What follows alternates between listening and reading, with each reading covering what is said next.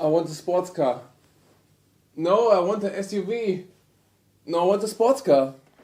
Darling, it's okay. I just bought a car for you to finally stop your nightmares.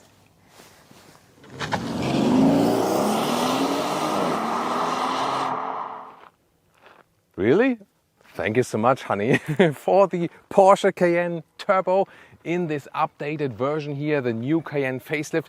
We're going to tell you all about it, and will this one here solve this riddle between sports car and SUV? We're going to find out with Thomas Nautical Fuel in 4K, full screen, full length. Let's go here with the front. The Turbo has a special, unique opening here in the lower part, even more massive. Carrara white is our exterior color, and you start with new headlamps.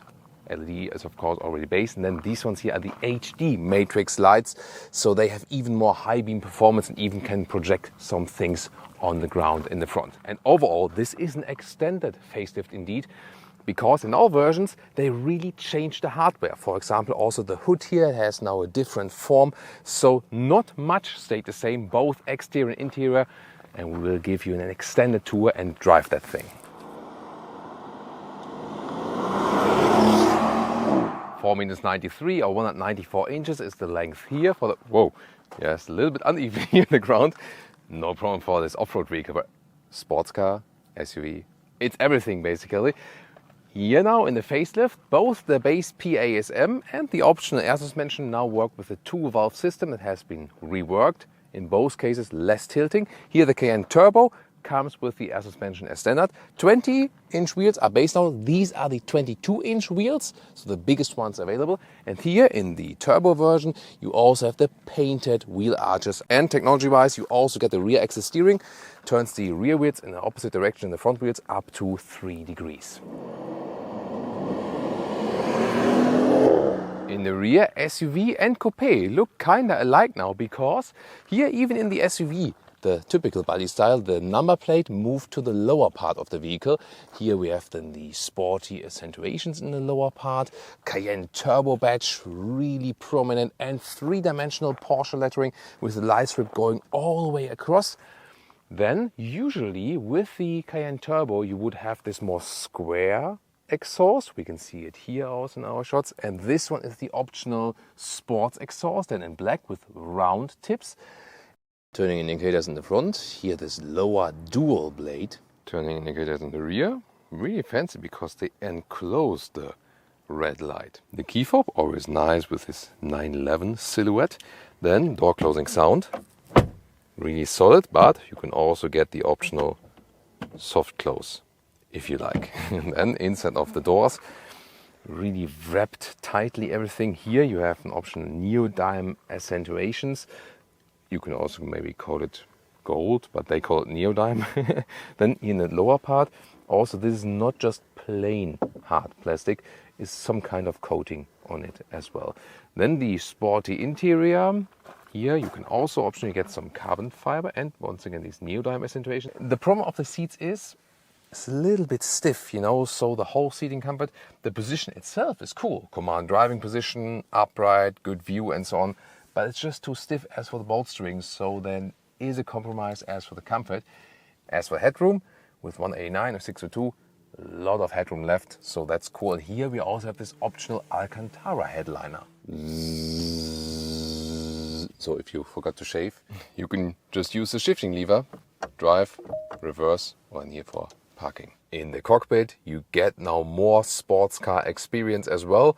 911 steering wheel, cockpit with the instruments and the displays from the Porsche Taycan, 12.6-inch digital instruments, 12.3-inch infotainment and 10.9-inch passenger display, which I can't see from here, but then the passenger can see it from here. And I really love that I can change the driving modes here directly to steering wheel, easily possible while driving. And here also at the steering wheel, I still have real buttons and they also have nice clicking sounds. The only confusing thing is that the volume is on the left, and on the right side you control the digital instruments. I think it would have been more logic when I control the digital instrument on the left side and the volume is on the right side. Or what's your take on that?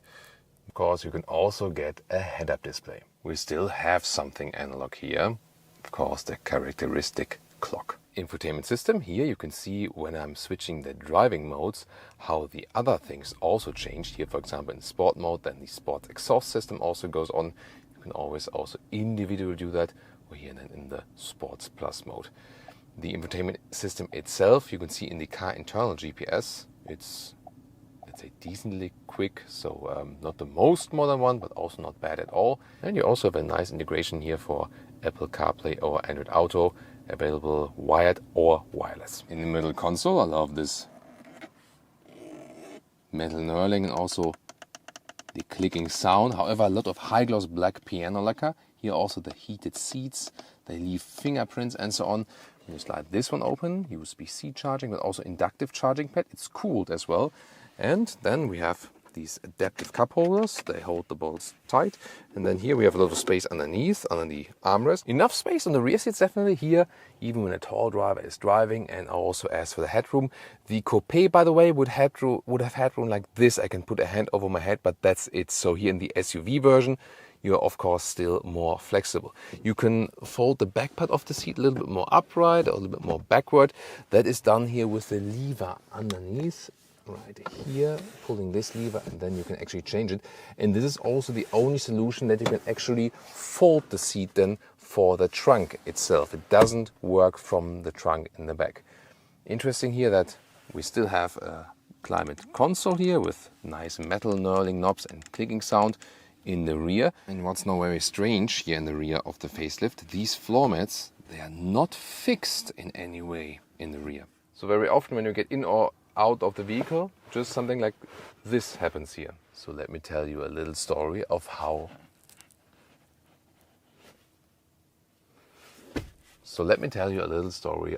that happened. So I thought that's just cost savings, and I still think so.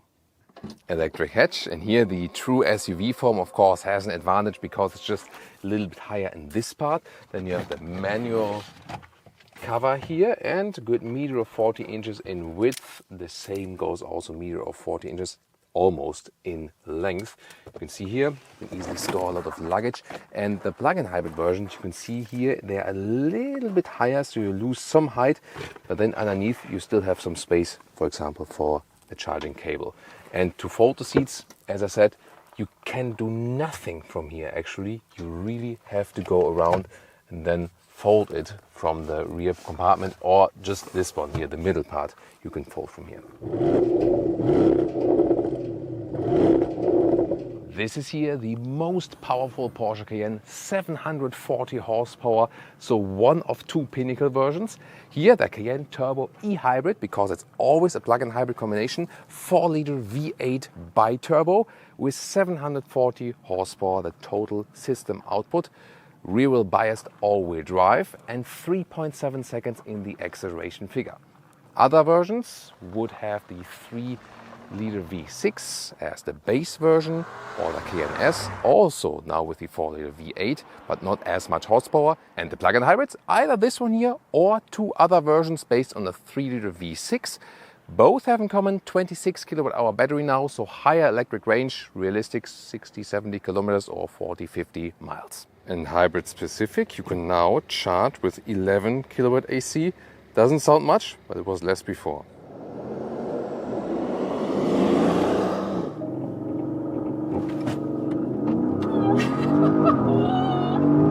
Plop, that's 100. Woo! Think that solves my nightmares. Yeah, feels like a sports car in the acceleration at least. I need more AC. Yeah, whoa.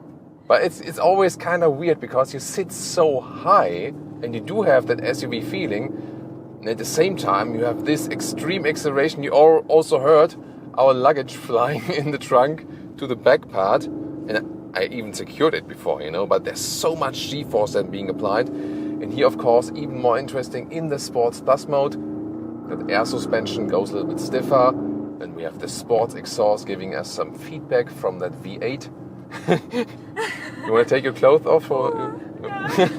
So here in the corner, in the slow speeds, the rear axis steering, which is optional, also helps me. that makes the car even more agile, steering in the opposite direction in the front wheels, and you see here we already caught the next car in front of us. Wow. Also in the corners, I mean, everything stays upright, it doesn't lean to the sides at all, so you don't have the feeling that you would have the disadvantages of a high seating SUV and it would, apply too much G-force to you. It feels overall lighter than it actually is. And also when I'm going some left and right in slalom here, it's such a crisp feeling actually. Here steering commands very slight degree angles directly transported to the road. I have a direct feeling of what the car is doing, what I'm doing, and what is happening on the road. That is one-to-one, a very direct and crisp experience. That's what I really love about this vehicle. And of course this V8, again some more nice corners, rear-wheel bias of that all-wheel drive, and I can't believe how quickly I can take these corners here, although it's an SUV and it's so much fun to drive.